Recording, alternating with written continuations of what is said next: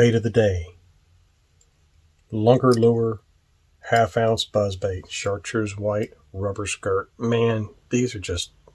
God, you just can't beat a skirt like that. I actually like these over silicone. I really do. Even though I ain't my own buzzbaits, I make them with silicone skirts. Because they're more of a finesse buzzbait. But regardless, man, that's a freaking beast right there. And they still make them. And this actually got buzzbaits kind of started in reality. But man, that's a bad little dude right there. And like I said, they're still available. Still make them. Got some I want to kind of throw back on today, folks. You ready to run and gun? It's time for blast off. Let's go.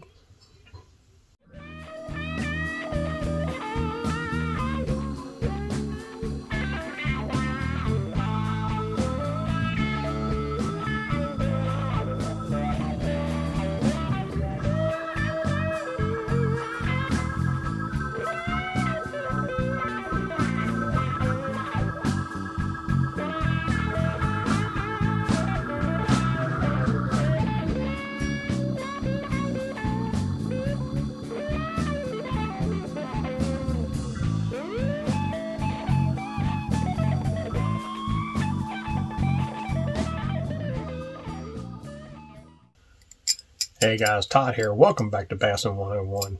I want to get back to basics today. I know I've mentioned a few times in past videos or whatever, but this whole simplify your fishing thing, I can't stress enough. Listen to yourself. Pay attention to how you fish. Think about what you like to throw, what you don't like to throw, what you catch fish on, what you don't catch fish on. So today, I'm going to teach you how to get a pencil and paper and write this stuff down. Now you're thinking, what?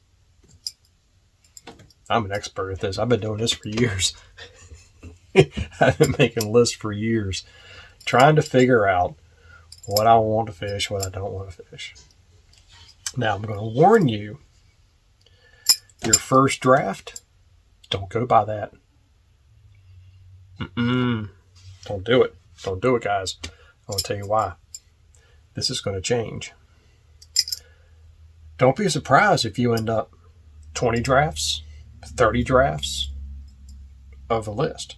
You might start off with, I'm going to do 10 baits. Okay, well, maybe 15. I'll add a couple extra here. Oh man, I also like these too. Let me write these down. It grows. It starts to grow. One thing that you need to keep in mind, if you've got a stockpile of lures, get over it. Okay? Because if there's lures that you have, that you've invested color selections in, different weights of things, everything else, but you just don't throw them. You just, for some reason, just something tells you, we're not going to throw this. Just let it go. Let it go, because I'm there too. I got stuff too. But don't get rid of it. Okay? Put it somewhere in the back burner. Put it in a box, neatly organized, whatever, so your wife's happy with it. Throw it up on a shelf, or put it out in the garage, or somewhere where you keep your boat, or where you keep your stuff at. And don't get rid of it. Because what's going to happen, say 5 years down the road, you decide, you know what? I never did try that. I think I'm going to try that, see if I like it or not. Well, here's the thing. 5 years from now, that's probably going to be discontinued. Or that technique has just lost its newness. No, that never happens. But it does. But you'll be set because you've already got some money invested in that stuff, and you got some where everybody else is paying 2 to 3 times the amount of what that's worth on eBay just because they wish they had tried it. But you got yours. How about that? Or if you decide that you don't want it, hey, it's going to be worth a little bit more money down the road. You can sell on eBay. How about that? But I've got stuff too. And I'm just going to hold on to it because I've already got it. And, who's to say 5 years down the road, 10 years down the road, you know what? I think I might actually want to try that. See what happens with it. Well, I've already got it. So I don't have to go eBay to try to search for it. I've already got it. That's one advantage of doing that.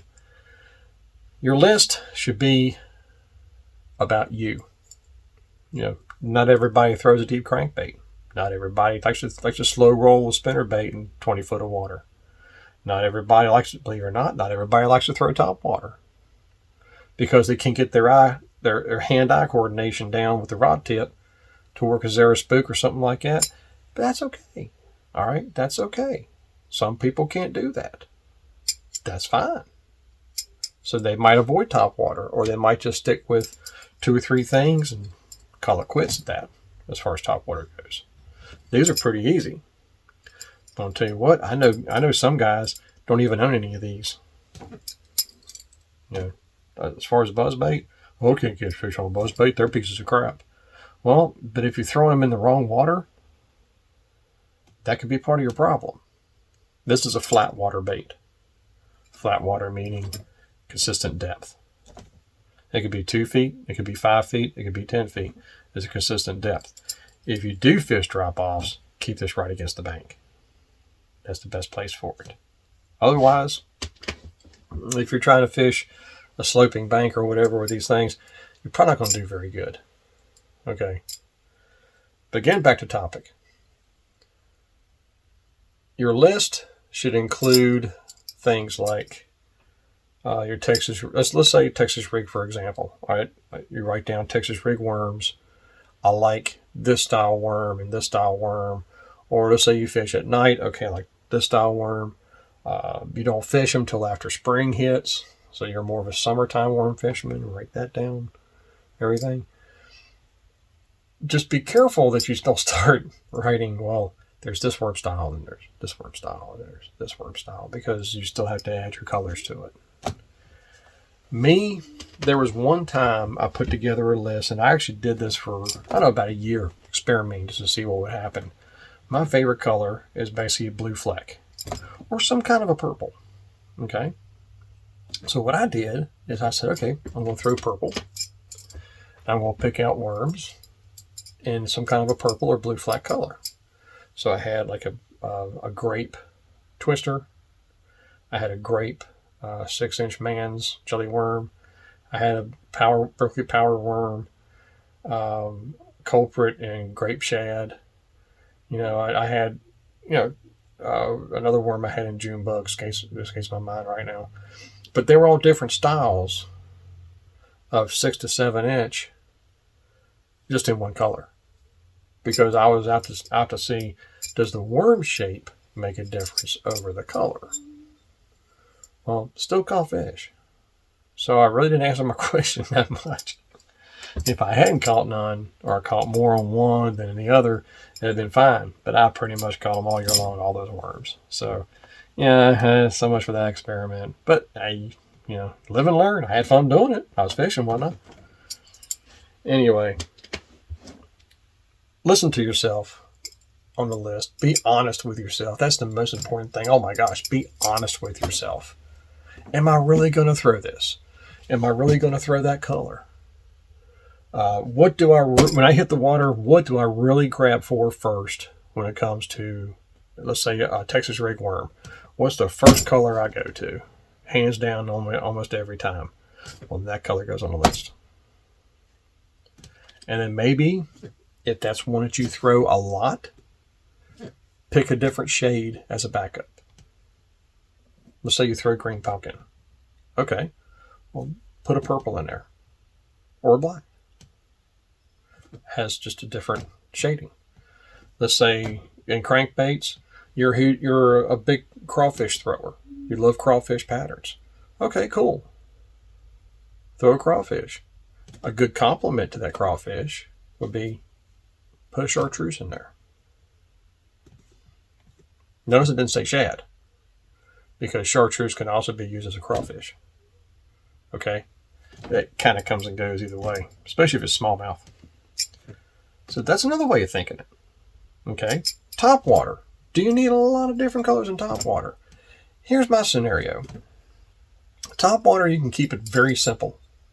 1 or 2 colors, something natural, something dark. If you're throwing a lot of different ones, like let's take buzzbaits for instance. Give me a chartreuse, a white, and a black, and I'm good. I'm good. That's the only 3 colors I need. Some kind of chartreuse, a white, and a black. I got my bases covered. Now, if you're just going to pick one topwater plug, let's say a Pop R, say a Lucky Craft Sammy, let's say a Zara Spook, Kelly J prop bait, Smithwick Devil's Horse, doesn't matter, whatever it is. If you choose one, then go to different colors. Okay? Because now you can offer them something that's going to be a little bit more, what's the word I'm looking for? A little more useful for the situation. Okay? If you've got a bright day and you have a lot of wind, I'm going to throw more chrome colors because it puts off flash and they can see it. But now, here's something to remember. You talk about using black, so it's a silhouette, sit up on a thing. Well, here's chartreuse and white. If I hold it up against the light I have right here, it's black. But if I hold it right here, it's chartreuse and white. Whatever you have that's solid is going to be very dark and light. It's going to have a silhouette. So let's say you throw chrome. Perfect example. Let's use a chrome Zara Spook. Okay, chrome black back Zara Spook. Standard chrome type pattern. Hold it up to the light or hold it to your window and look at it. It turns black. So think about that for a minute. You can use chrome on rainy days as well as bright sunny days with the wind because of the silhouette that it presents. See what I mean? So that's something to think of too. That's going to help you out in your color selection a little bit. How you can kind of do a double whammy on different things. As far as your list, be very careful as far as especially if you're listing crankbaits. I'll get more in depth with this list with some other episodes on it because there is a lot of fine tuning involved in it. I'm just giving you some ideas right now, like crankbaits. Are you mostly a square bill guy? Do you like lipless better than anything else? Do you like deep running crankbaits? Do you prefer balsa over rattling? The list goes on and on with crankbaits, but that's up to you. Do you like the wide wobbles? Do you like the ones that just tight? That's a whole other thing right there, which I will cover in a crankbait video. That might take a few episodes as well too. On the crankbait video, so I got one of those of them kind of planned, along with other titles too. Oh my gosh, I got so many different ideas going on. I got guys throwing ideas at me all the time. And again, guys, I hadn't forgot about you. I was still trying to get these things together because some of these episodes you want me to do takes a little bit of time planning them to get the material that I need. So just bear with me. I'm trying to do all this too. So regardless. That's all I got today, guys. Just to kind of give you a starting point on a list if that's something you want to try. You can also do it on a computer. Hey, nothing wrong with that. A computer will give you a chance to just kind of go delete and put something else in that line without having to use an eraser or mark it out, whatever you do. But get your pen and pencil and a piece of paper and start working on your list, because that's one of the best ways to kind of get started over again and simplifying your stuff. I mean, sure, you can throw everything on top of the kitchen table, on top of the bed. Don't get hooks in the blanket. Your wife might get mad. I wouldn't know a single thing about that. But that's one way of doing it. But actually getting a list, or better yet, when you get your stuff out, write everything down on a list so that you can physically look at it and start going on stuff that you're not going to need. But number one, be honest with yourself. Okay? Don't tell yourself, yeah, but you might need this. Or, yeah, but you might need this on this one's condition. Or, how often does that condition happen? once a year, once every 2 years. Why carry something for that? Just saying. Just throwing that out there. Anyway, I hope you guys enjoy this video. I hope I can pass on some information too that will help you in the long run, and especially getting started, of all things. Make sure you tell your buddies about the channel. Make sure you hit the subscribe button. And until next time, may the Father bless you and keep you in Yeshua's name. Tight lines to everyone. Go out there and catch some, man. This fall. They are chasing shad like crazy. And as always, fish on.